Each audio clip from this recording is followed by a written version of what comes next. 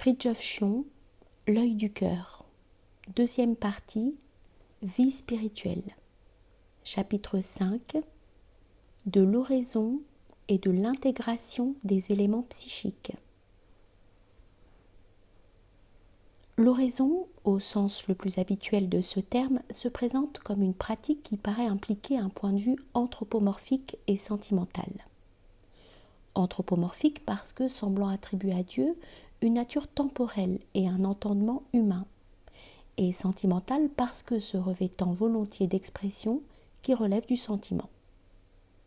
Or il est légitime et même nécessaire de concevoir la divinité sous un aspect plus ou moins personnifié, puisqu'elle le comporte réellement à notre égard. Et d'autre part, l'attitude de l'homme peut sans inconvénient, et en fonction même de ce point de vue, s'affirmer moyennant des modes strictement humains.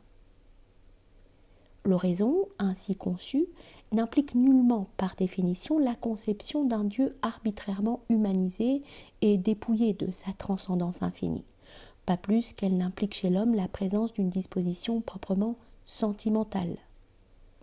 D'une façon toute générale, on oublie trop souvent que le sentiment comme tel ne s'identifie pas à ces déviations lucifériennes et qu'il est au contraire un fait psychique normal, susceptible comme tel de jouer un rôle positif dans la spiritualité.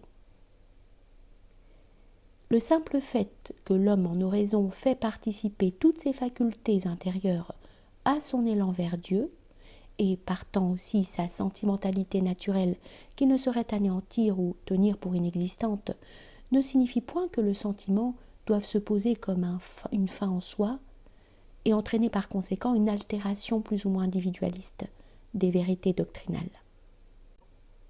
L'oraison ne saurait être contraire à l'intellectualité la plus pure. Sans contredire aucune vérité transcendante, la prière a sa raison d'être dans l'existence du moi humain qu'il faut, puisqu'il existe, canalisé vers son ultime raison suffisante. En d'autres termes, l'individu en tant que tel ne cesse jamais d'être moi, et comme l'oraison est l'acte spirituel du moi, elle doit être pratiquée aussi longtemps que l'individu existe, c'est-à-dire dans la mesure où il garde la notion restrictive de l'ego. L'attitude de l'homme dans l'oraison doit rester en quelque sorte égocentrique par définition. Dans la méditation métaphysique, au contraire, l'homme se situe symboliquement au point de vue de la nature des choses. D'un autre côté, lorsqu'on dit que les formes sont des supports, il ne faudrait jamais perdre de vue qu'un support, pour être tel, doit être entièrement ce qu'il est en lui-même, et qu'il ne doit et ne peut pas être une partie de ce qu'il doit transmettre. De même qu'une lumière ne peut pas être le support de réflexion d'une autre lumière. L'oraison doit donc rester dans tous les cas une conversation avec Dieu ou un appel adressé à lui, et ce n'est qu'à condition que l'oraison soit au préalable entièrement ce qu'elle est par sa possibilité la plus immédiate, c'est-à-dire la traduction et l'expression d'une intention de l'individu, qu'elle peut servir de support à des intellections dépassant le plan individuel. Nous voulons dire par là que l'oraison ne saurait être remplacée par la méditation impersonnelle et abstraite, car celle-ci a un autre but immédiat que celle-là. Mais ceci ne signifie nullement que la méditation ne puisse pas être intégrée selon les modes appropriés dans la prière, ou que les formules de prière révélées ne renferment pas un sens universel. Tout ce que nous venons de dire permettra de mieux comprendre qu'il n'y a pas lieu d'invoquer à tout propos l'opposition entre la raison et le sentiment. Si les facultés psychiques relativement inférieures peuvent faire obstacle à l'activité de la raison, siège de la connaissance théorique, la raison elle-même n'en constitue pas moins, dès qu'il s'agit de connaissance effective, un obstacle à celle-ci. Car c'est alors tout le mental comme tel qui peut devenir obstacle, la raison n'étant que le reflet le plus direct de l'intellect, qui lui est au-delà des contingences cérébrales. L'intellect, du moment qu'il est d'essence universelle, pénètre nécessairement tout l'être et en englobe tous les éléments constitutifs. Car exister, c'est connaître, et tout aspect de notre existence est un état de connaissance, ou, par rapport à la connaissance absolue, un état d'ignorance. S'il est vrai que la raison est le miroir central de l'intellect dont l'organe est le cœur subtil, les autres facultés n'en sont point moins également des plans de manifestation pour l'intellect. L'être individuel ne saurait être réintégré dans l'absolu sans que toutes ses facultés participent dans la mesure du nécessaire à ce processus. La connaissance spirituelle, loin de s'opposer à quelque mode de conformité ou de participation, que ce soit, met au contraire en jeu tout ce que nous sommes, donc tous les éléments constitutifs, psychiques et même physiques de notre être, car rien de positif ne peut être exclu du processus de transmutation. Rien ne peut être anéanti, et il faut donc que les facultés ou énergies psychiques, qui font partie de notre réalité et dont l'existence doit avoir un sens pour nous, soient déterminées et canalisées par la même idée directrice qui détermine et transforme la pensée. Mais cela n'est possible qu'à condition de se placer sur le terrain même des facultés psychiques. Il ne suffit pas de considérer celles-ci par la raison et dans une lumière théorique. Il faut réaliser l'idée, dans la mesure du possible, sur le plan de ces facultés mêmes, en les universalisant en quelque sorte, en vertu de leur symbolisme respectif. L'homme doit transposer sur un plan supérieur toutes les réactions positives que provoque en lui la réalité ambiante, en se souvenant, à travers les choses sensibles, des réalités divines. On pourrait dire aussi que s'il faut humaniser d'une certaine façon les choses spirituelles, il faudra également, en sens inverse, spiritualiser les choses humaines. Le premier mode symbolique enveloppe la vérité et le second la révèle. Nous avons vu que l'existence même des éléments individuels ou psychiques est une raison suffisante pour les prendre en considération et que nous devons le faire, par la force des choses, autrement que d'une manière purement négative, puisque ces éléments ne sont pas autre chose que nous-mêmes en tant que nous sommes des individus. Si nous pouvions être, en tant que tels, absolument spirituels, supposition évidemment contradictoire, nous serions identiques au principe divin, et nous n'aurions à nous délivrer de quoi que ce soit. Afin d'être plus précis, nous ajouterons encore ceci.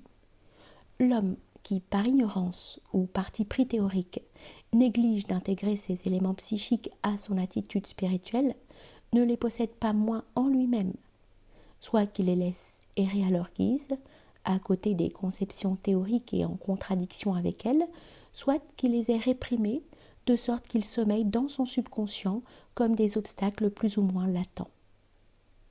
Il importe, pour toute réalisation spirituelle, que l'homme ne soit pas figé, si l'on peut dire, dans une portion restreinte de son moi. Il faut au contraire que toutes ces possibilités soient réveillées, récapitulées et canalisées conformément à leur nature respective, car l'homme est tout ce qui le constitue. Ces facultés sont solidaires les unes des autres. Il n'est point possible d'ouvrir l'intelligence au divin sans ennoblir l'être psychique et même physique. Il n'y a pas de spiritualité sans grandeur et sans beauté. Nous illustrerons les précédentes considérations par l'exemple suivant. Dans trop de cas, la possibilité psychologique de l'enfance n'arrive pas au terme de son épanouissement normal.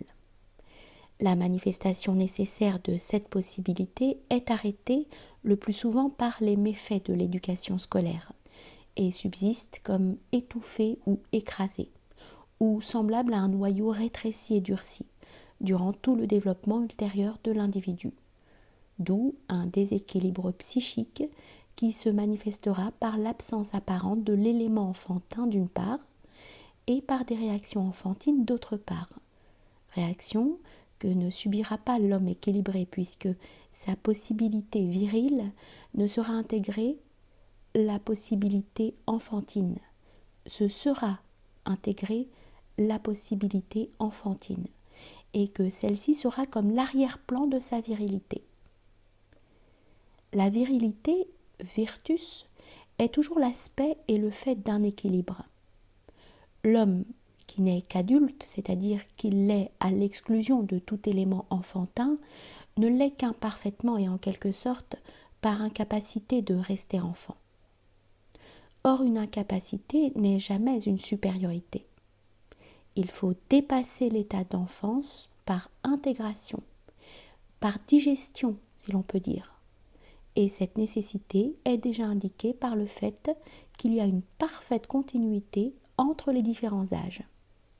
Cela signifie que l'individu doit jouir à tout âge de tout ce que les âges précédents comportent de positif, et qu'il réagira donc à l'égard des événements, non pas d'une manière qui dépendra étroitement de son âge, mais en plein équilibre, unissant par exemple la spontanéité de la jeunesse à la pondération de l'âge mûr.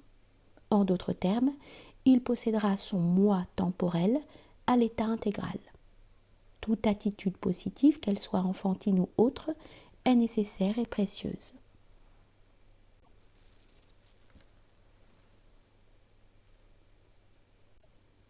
La raison, siège de la connaissance théorique, est de substance trop abstraite pour représenter à elle seule le moi.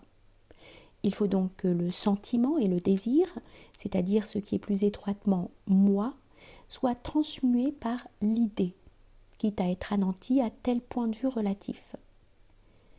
Mais cette transmutation fait intervenir un principe fort important qu'il ne faut jamais perdre de vue.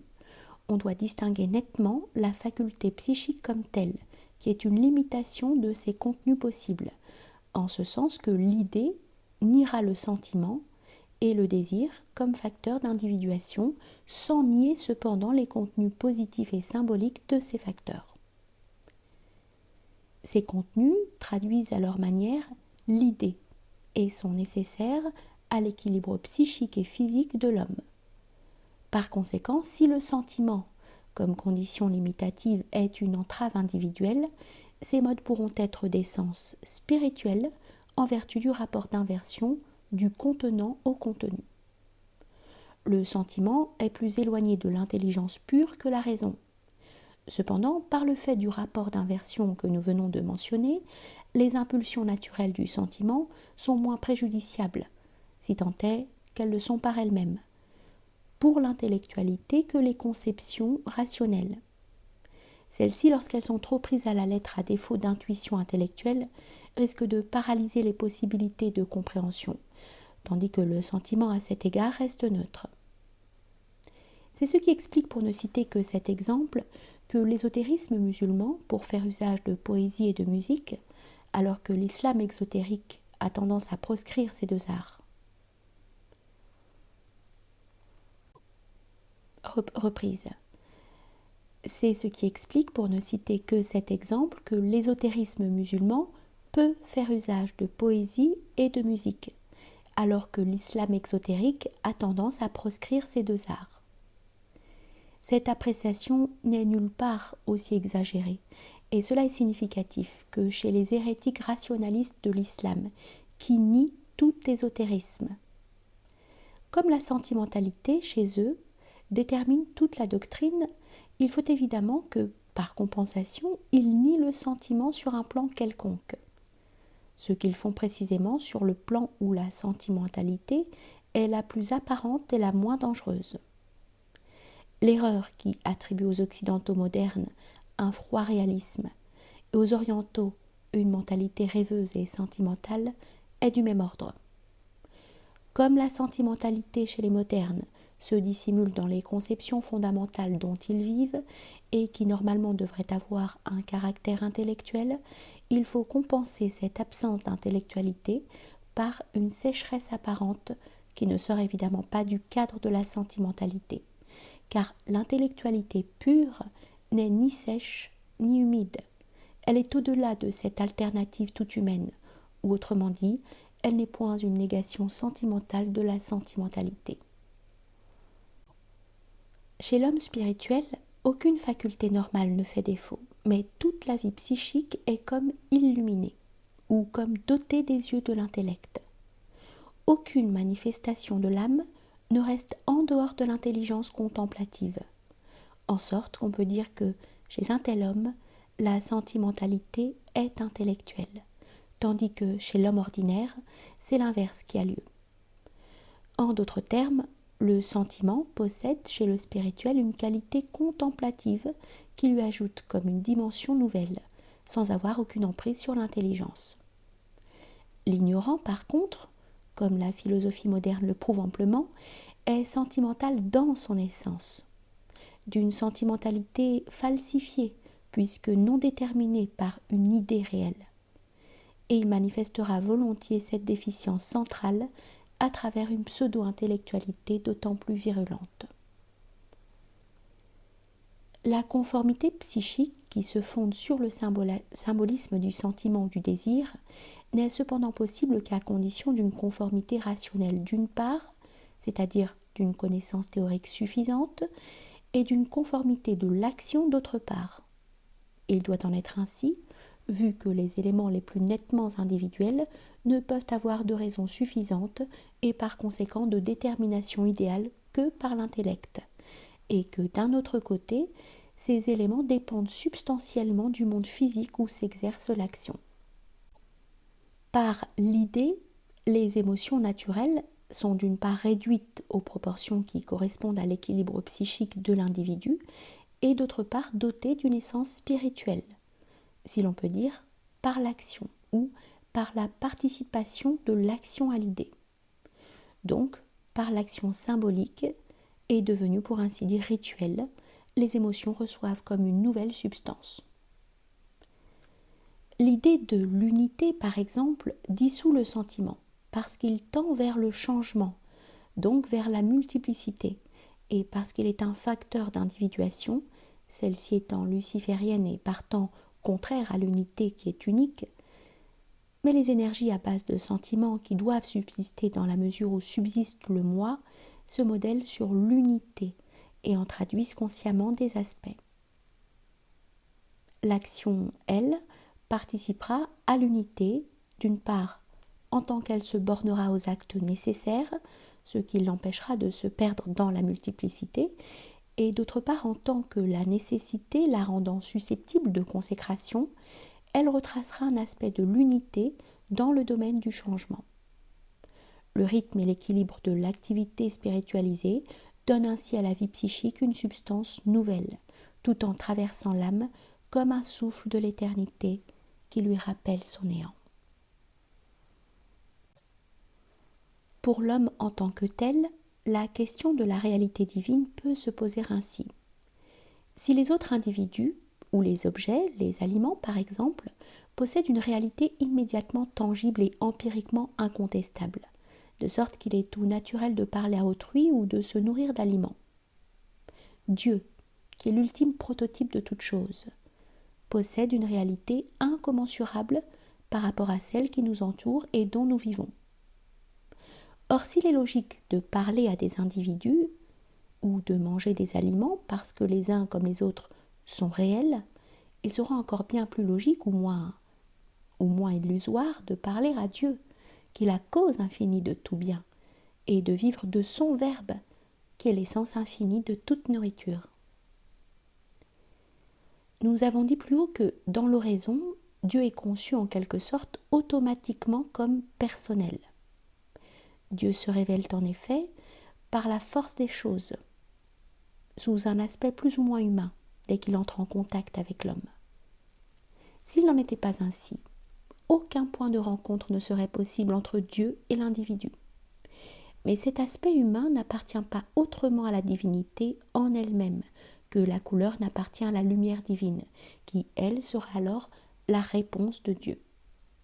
En d'autres termes, Dieu écoute nos oraisons et y répond sans subir en lui-même, cela va de soi, une modification quelconque. Nos prières ne sauraient pénétrer dans Dieu, puisqu'elles ne sont rien devant lui, lui seul étant. Notre prière exprime notre néant, notre manque de plénitude, et elle représente ainsi autant de manifestations d'un vide relatif. Les réponses divines sont autant d'effets de la plénitude absolue. C'est nous, les reflets, qui y sommes atteints par la cause universelle, et non inversement.